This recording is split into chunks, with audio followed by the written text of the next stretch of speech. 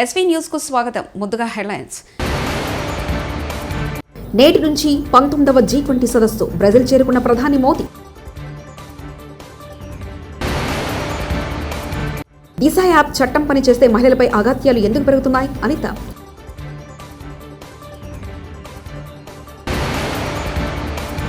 BJP అంటే ఏంటో రేవంత్ రెడ్డి ప్రభుత్వానికి చూపిస్తాం.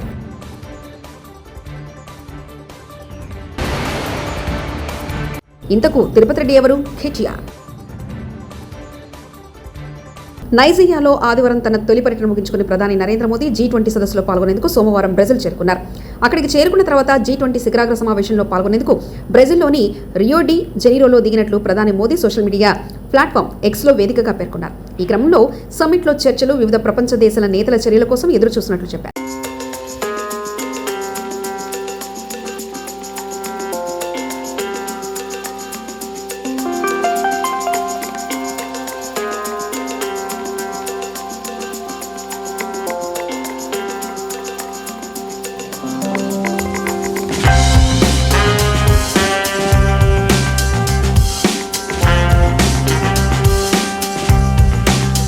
ఇందుకు తిరుపతి రెడ్డి ఎవరు? రేవంత్ రెడ్డి అన్న అయితే ఆయన చెప్పింది నడవాలా? తెలంగాణలో రేవంత్ రెడ్డి కుటుంబ పాలన నడుస్తుందంటూ కేటీఆర్ వ్యాఖ్యానించారు. क्या चीफ मिनिस्टर के घर वालों का राज है? क्या डिफैक्ट चीफ मिनिस्टर है? कौन है ये होता कौन है कि ये बोले कि मैं जमीन लूंगा, किसी भी हालत में फार्मा विलेज नहीं रुकेगी? मैं पूछना चाहता हूं, who is this guy and what capacity is he speaking and why is the chief minister silent? Why is he not speaking about his own constituency? He is a democratically elected chief minister whose primary responsibility is to answer to his constituency. మహిళలపై అసభ్యంగా ప్రవర్తించిన వారిని arrest చేస్తామని హోంమంత్రి అనిత స్పష్టం చేశారు. శాసనమండలి సమావేశంలో ప్రశ్నోత్తర సందర్భంగా ఆమె పలు ప్రశ్నలు బదిలిచ్చారు. ముచ్చుమరి ఘటన యువతిని గుర్తించడానికి సమయం పట్టిందని తెలిపారు. గతంలో మహిళలపై అత్యాచారాలు జరిగితే జగన్ ప్రభుత్వం పట్టించుకోలేదని మండిపడ్డారు. దాని గురించి సంబంధించి చార్జ్ షీట్ ఫైల్ చేయాలి. ఫోరెన్సిక్ డిపార్ట్మెంట్ నుంచి మనకి రావాలి, అధ్యక్ష రిపోర్ట్లు కూడా రావాలి. అమరావతిలో ఫోరెన్సిక్ డిపార్ట్మెంట్ కి సంబంధించి ఒక ల్యాబొరేటరీ కట్టడానికి సెంట్రల్ గవర్నమెంట్ దగ్గర 200 కోట్ల రూపాయలు శాంక్షన్ చేస్తే కేవలం అమరావతిలో ఉన్నది ఆ ఒక్క ల్యాబొరేటరీ అనే ఉద్దేశంతో ఈ రోజుకి కన్స్ట్రక్షన్ మధ్యలో ఆపేసి 5 సంవత్సరాలు ఫోరెన్సిక్ ల్యాబొరేటరీని కూడా ఒక్క స్టెప్ ముందుకేయకుండా చేసిన మీరు ఈ రోజు ఫోరెన్సిక్ ల్యాబొరేటరీ గురించి మాట్లాడుతుంటే బాధ అనిపిస్తుంది అధ్యక్ష. 5 సంవత్సరాలు వేస్ట్ అయింది. ఈ రోజు 5 సంవత్సరాల్లో ఫోరెన్సిక్ ల్యాబొరేటరీ కనుక జరుగుంటే, నిర్మాణం జరుగుండి ఈ రోజుకి కూడా లైవ్ లో ఉండుంటే ఇలాంటి సంఘటనలు జరిగిన వెంటనే శిక్ష పడేదానికి 4 సంవత్సరాలు 5 సంవత్సరాలు అవసరం లేదు అధ్యక్ష. 4-5 నెలల్లో శిక్ష పడి నేరస్తున్న వాళ్ళు ఈ రోజు జైలు శిక్ష అనుభవించే పరిస్థితులు ఉండేది అధ్యక్ష. ఆ రోజు జరిగిన ల్యాబ్సెస్ ఇన్ని మన దగ్గర పెట్టుకొని వాళ్ళ దిశ చట్టానికి 4 వీల్స్ అన్నారు, 2 వీల్స్ అన్నారు. ఎక్కడ ఉన్నాయి అధ్యక్ష? మంత్రి గారు ఒక్క విషయం వినాలి. ఇప్పుడు అడిగిన దానికి సమాధానం చెప్పండి. మీ ఒక్క ప్రశ్నకే అరగంట టైం తీసుకుంటే సభ నడపాలి కదా. మీరు క్లోజ్ చేయండి. అడిగిన దానికి చెప్పండి అధ్యక్ష. నాకు ఒక మాట, వీళ్ళందరూ క్వశ్చన్స్ వేశారు అధ్యక్ష. అధ్యక్ష నేను వాళ్ళు వేసిన క్వశ్చన్స్ కి బియాండ్ ఒక లైన్ కూడా లేదు. మీరు క్వశ్చన్ కి సమాధానం చెప్పండి, తప్పే లేదు. క్వశ్చన్ కి సమాధానం మీరు పూర్వపరాలు వర్తమానం అన్ని చెప్తేలాగా వన్ వర్డ్ ఆన్సర్ చెప్పలేం కదా. వాళ్ళు క్వశ్చన్స్ అడిగారు, మేము చెప్తున్నాము. కూర్చోండి అధ్యక్ష చెప్పండి మంత్రి. 5 సంవత్సరాలు లా అండ్ ఆర్డర్ ఫెయిల్ అయింది, నిజంగానే ఫెయిల్ అయిందండి. శ్రీనివాస్ గారు కూర్చోండి. శ్రీనివాస్ గారు కూర్చోండి. కూర్చున్నారంటే ఇంక నిజంగానే ఫెయిల్ అయింది. కూర్చోండి. మేడం చెప్పండి. మాట్లాడుతున్నారు అధ్యక్ష, ఇది కాదు, సభ్యత కాదు. నేను సమాధానం చెప్తున్నాను ఒక మంత్రిగా. వాళ్ళు క్వశ్చన్స్ అడిగారు, చెప్తున్నాను అధ్యక్ష. ఇంకా అధ్యక్ష, ఈ రోజు మహిళల గురించి మాట్లాడటం అన్నది భాష గారు అయిన తర్వాత మాట్లాడదు. మేడం గారు చెప్పిన తర్వాత నేను మీకు మేడం మీరు చేతితో మాట్లాడండి. చాలా అనకూడదు కాబట్టి నేను ఆగుతున్నా. ఇప్పటి వరకు సభ్యులు అడిగిన క్వశ్చన్స్ ని దాటి నేను ఒక్క లైన్ ముందుకెళ్ళానేమో మీరే చెప్పండి. సభ్యులు అడిగిన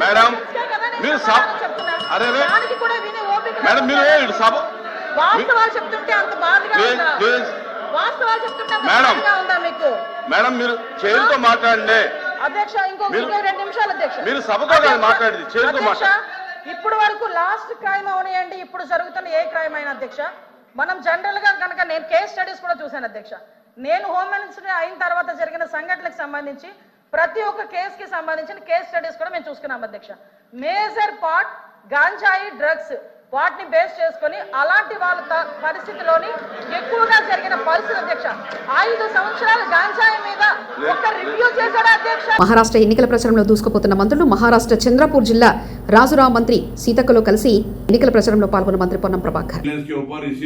राहुल गांधी का निर्देशन के मुताबिक तेलंगाना सरकार रेवंत रेड्डी जी का नेतृत्व में डिप्टी चीफ मिनिस्टर भट्टी विक्रमार्का का नेतृत्व में पूरा कैबिनेट ने ఫిబ్రవరి 4 తారీఖు हमने कैबिनेट గత జగన్ ప్రభుత్వం చిన్నపిల్లలకు సంబంధించిన పౌష్టికాహారం చిక్కీ కోడిగుడ్లకు 3 సంవత్సరాల పాటు బిల్లులు పెండింగ్ లో పెట్టింది. మంత్రి నారా లోకేష్ వెంటనే ఈ బిల్లులు విడుదల చేయమని చెప్పడంతో మా కూటమి ప్రభుత్వం బిల్లులు చెల్లించింది. ప్రభుత్వ ఉద్యోగుల జీతాలను గత వైసీపీ ప్రభుత్వం 10వ తేదీ 18వ తేదీ ఇచ్చింది. మా కూటమి ప్రభుత్వం 1వ తేదీనే ప్రభుత్వ ఉద్యోగులకు జీతాలు చెల్లిస్తుంది.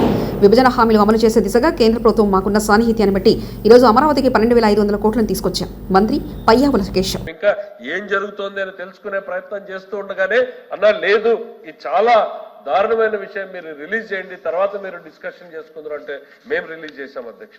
రోడ్ల మరమ్మతు అధ్యక్ష, మీరు చూశారు అధ్యక్ష, రాష్ట్రంలో రోడ్లు ఏ స్థితిలో ఉన్నాయి.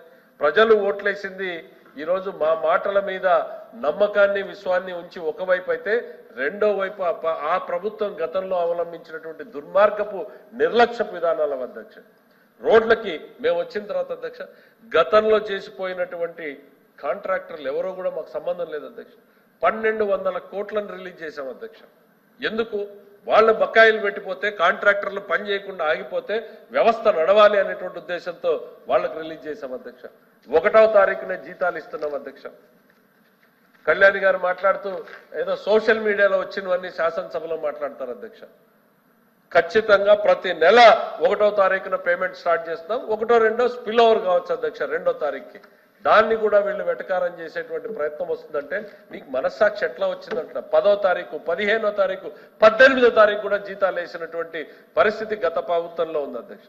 మేము వీఆర్ కమిటెడ్, సాధ్యమైనంత మేరకు దానికి స్టిక్ ఆన్ కావాలి అని ఒక గైడ్ లైన్స్ పెట్టుకుని మేము పనిచేసుకుంటూ వెళ్తున్నాం అధ్యక్ష. మరి అట్లానే విభజన హామీల్ని అమలు చేసే దిశగా కేంద్రంతో మాకున్నటువంటి సాన్నిహిత్యాన్ని బట్టి ఈరోజు అమరావతికి 15,000 కోట్ల రూపాయలు తీసుకొచ్చాం అధ్యక్ష. అమరావతికి 12,500 కోట్ల రూపాయలని తీసుకురావడం జరిగింది అధ్యక్ష. దీంతో పాటు కర్నూలు జిల్లా ఓర్వకల్లు, కడపలోని కొప్పర్తి పారిశ్రామిక వాడలకు 25,000 కోట్ల రూపాయల పెట్టుబడులు అధ్యక్ష. దాదాపు 75,000 నుంచి 1,00,000 మందికి ఉద్యోగాల్ని కల్పించేటువంటి ప్రాజెక్టులకు ఆమోదం కల్పించడం జరిగింది అధ్యక్ష. మరి 55,000 కోట్ల రూపాయల విలువైనటువంటి జాతీయ రహదారుల్ని శాంక్షన్ చేయించడం జరిగింది. ఇవన్నీ కేవలం 4 నెలల్లోనే అధ్యక్ష. మరో 70,000 కోట్ల రూపాయల విలువైనటువంటి రైల్వే ప్రాజెక్టుని మంజూరు చేయించడం జరిగింది అధ్యక్ష. ప్రకటనలు కాదు అధ్యక్ష. ఇవన్నీ కూడా పనులు ప్రారంభమయ్యే స్టేజ్కి వచ్చాయనేటువంటిది చెప్తున్నాం అధ్యక్ష. BJP MP Etela Rajender, DK అరుణను అరెస్ట్ చేసిన పోలీసులు. కొడంగల్ లగచర్ల రైతులను పరామర్శించడానికి వెళ్తున్న బీజేపీ ఎంపీలు ఈటల రాజేందర్, డీకే అరుణ, ఎమ్మెల్యే ఏరెడ్డి మహేశ్వర్ రెడ్డిని మొయినాబాద్ వద్ద అడ్డుకొని నార్సింగ్ పోలీస్ స్టేషన్ కు తరలించారు పోలీసులు. జగన్ హయాంలో విద్యుత్ శాఖ 1,29,000 కోట్ల అప్పులు చేసింది. కూటమి ప్రభుత్వంలో విద్యుత్ వ్యవస్థ గాడిన పెడతాం. మా ప్రభుత్వంలో వ్యవసాయం కోసం ఉపయోగించే మోటార్లకు స్మార్ట్ మీటర్లు బిగించే ప్రసక్తి లేదంటూ మంత్రి గొట్టిపాటి రవికుమార్ అన్నారు. అదేవిధంగా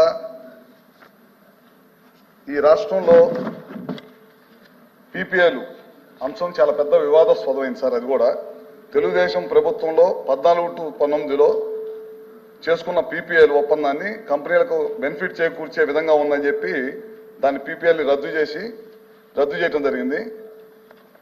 కేంద్ర ప్రభుత్వం ఈ పీపీఎల్ రద్దు చేయడం వల్ల ఈ రాష్ట్రానికి ఇన్వెస్ట్మెంట్స్ కానీ ఇన్వెస్టర్స్ కానీ దూరం అవుతారని చెప్పి పలుమార్లు మందలించినా సరే ఈ ప్రభుత్వం పెడచెవిని బట్టి ద్వారా వెళ్ళిపోయింది. అందుకని చెప్పి 2019లో నుంచి కంపెనీల పేమెంట్లన్నీ కూడా నిలిపేసినాయి సార్. నిలిపేయటం వల్ల కేంద్ర ప్రభుత్వం కేంద్ర మంత్రి కూడా లాస్ట్కి ఆంధ్రప్రదేశ్ రాష్ట్రానికి లెటర్ రాసి ఈ పీపీఎల్ రద్దు చేయొద్దు, రద్దు చేయటం వల్ల ఇన్వెస్టర్స్ దూరం అవుతారు, ఈ రాష్ట్రానికి విద్యుత్ సంస్థ చాలా పెద్ద ఎత్తున దెబ్బతినిద్దని చెప్పి పలుసార్లు మందలిచ్చినా సరే ఈ ప్రభుత్వం పెడచెవిని పట్టడం వల్ల ఈ రాష్ట్రానికి చాలా పెద్ద ఎత్తున నష్టం జరిగింది. 1 మెగావాట్ కూడా కొత్తగా కరెంటు ప్రతి సంవత్సరం 6 నుంచి 7% వినియోగదారుల సంఖ్య పెరుగుతూ ఉన్నారు. కానీ గడిచిన 5 సంవత్సరాల్లో 1 మెగావాట్ ఉత్పత్తి కూడా ఈ ప్రభుత్వం కొత్తగా తీసుకురాలేదు. ఎందుకంటే ఈ రాష్ట్రం అంటే భయభ్రాంతులకు గురైపోయారు. ఒక్క ఇన్వెస్టర్ కూడా వచ్చి ₹1 కూడా ఖర్చు పెట్టలేని పరిస్థితి ఉంది. అందువల్ల చాలా పెద్ద ఎత్తున ఈ రాష్ట్రం విద్యుత్ సంస్థ చాలా పెద్ద భారం మోయాల్సి వచ్చి కంపెనీ విద్యుత్ వ్యవస్థ మొత్తం కూడా దెబ్బతింది సార్.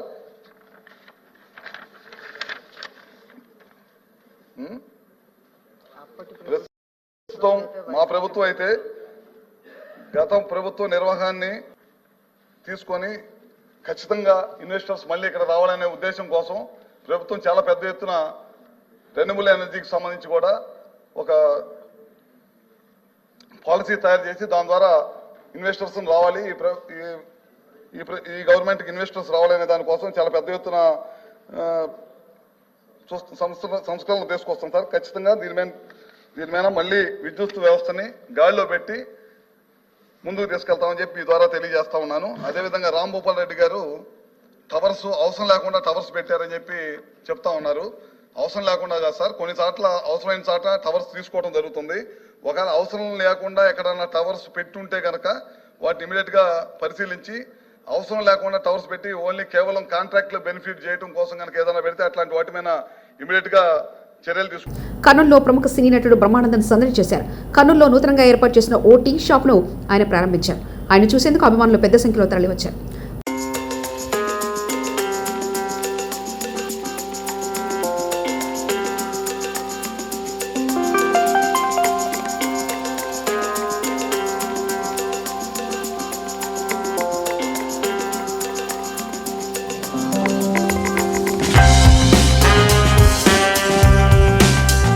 కొడంగల్ ప్రభుత్వ అధికారులపై జాతీయ ఎస్టీ కమిషన్ సభ్యులు ఆగ్రహం వ్యక్తం చేశారు. కొడంగల్లోని రోటీబండ తండాకు చేరుకున్న జాతీయ ఎస్టీ కమిషన్ సభ్యులు మహిళలతో సమావేశమై కమిషన్ సభ్యులు పోలీసు అర్ధరాత్రి కరెంటు తీసేసి మా తలుపులు పగలగొట్టి లోపలికొచ్చి మహిళలతో అసభ్యంగా ప్రవర్తించారు.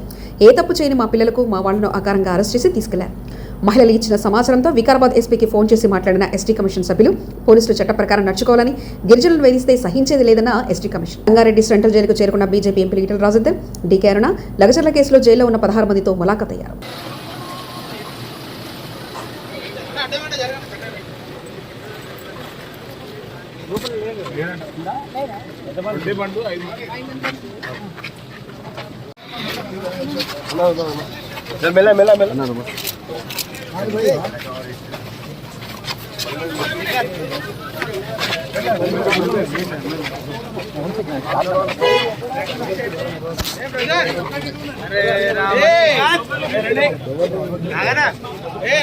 కాంగ్రెస్ బీఆర్ఎస్ పార్టీలపై కేంద్ర బొగ్గు గనుల శాఖ మంత్రి జి కిషన్ రెడ్డి సంచలన వ్యాఖ్యలు చేశారు. బీఆర్ఎస్ కాంగ్రెస్ పార్టీల వల్ల రాజకీయాలు దిగజారిపోయాయని ఆయన ఆవేదన వ్యక్తం చేశారు. సోమవారం హైదరాబాద్లో ఆయన ఏబిఎన్ ఆంధ్రజ్యోతితో మాట్లాడుతూ రాజకీయాలంటే అసహ్యం కలిగేలా ఈ రెండు పార్టీల తీరుందని ఆయన అభిప్రాయపడ్డారు. అయితే తెలంగాణ సమాజం దిగజారుడు రాజకీయాలను సహించదని ఈ సందర్భంగా ఆయన స్పష్టం చేశారు. గతంలో బీఆర్ఎస్ పాలన ఎలా ఉందో ప్రస్తుతం కాంగ్రెస్ పాలన అలానే ఉందన్నారు. బీఆర్ఎస్ బీజేపీలు ఒకటేనంటూ చేసిన వ్యాఖ్యలపై మంత్రి కిషన్ రెడ్డి మండిపడ్డారు. కాబట్టి అది కూడా దృష్టిలో పెట్టుకొని ఆ నియమాలను కూడా మీకు అందరికి ఇప్పటికే పంపించారు. నేను అవన్నీ కూడా రిపీట్ చేయదలుచుకోలేదు. కాబట్టి ఆ రకంగా ఈ యొక్క ఎన్నికలు పూర్తి చేయాల్సిందిగా మీ అందరినీ కోరుకుంటున్నాను. ఇకపోతే మన మండల స్థాయిలో వేసే కమిటీలు కూడా ఇప్పటి నుంచే ప్లాన్ చేయాల్సిన అవసరం ఉంది. ఎవరైతే సమయం ఇచ్చి తిరగగలుగుతారో, ఎవరైతే అందరినీ కలుపుకొని పోగలుగుతారో, ఎవరైతే రానున్నటువంటి స్థానిక సంస్థల ఎన్నికల దృష్ట్యా ఆ యొక్క మండలాలలో పార్టీని సంస్థాగతంగా పటిష్టం చేయగలుగుతారో, మీరందరూ పెద్ద మనసుతో ఆలోచన చేసి మండల కమిటీలకు ఇప్పటి నుంచి ఆలోచన చేయండి. మనం అందులో ఏ రకమైనటువంటి వ్యక్తిగత ఇష్టాయిష్టాలు చూడకుండా మండల కమిటీలు, మండల స్థాయిలో ఉన్నటువంటి మోర్చా కమిటీలు పూర్తి చేయాలి. కాబట్టి ఇవన్నీ పూర్తి చేయాలంటే తప్పనిసరిగా క్రియాశీలక సభ్యత్వము మండల స్థాయిలో పూర్తి కావాలి. ఈవెన్ మండల ప్రెసిడెంట్ బాధ్యత తీసుకొని పనిచేయాలి. నేటి నుంచి 19వ G20 సదస్సు బ్రెజిల్ చేరుకున్న ప్రధాని మోదీ. దిశ యాప్ చట్టం పనిచేస్తే మహిళలపై అఘాత్యాలు ఎందుకు పెరుగుతున్నాయి? అనిత.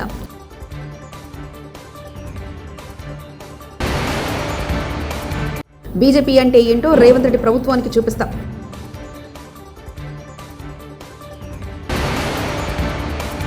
ఇంతకు తిరుపతి రెడ్డి ఎవరు? కేటీఆర్. ఇవి బులెటిన్ విశేషాలు. చూస్తూనే ఉండండి ఎస్వీ న్యూస్.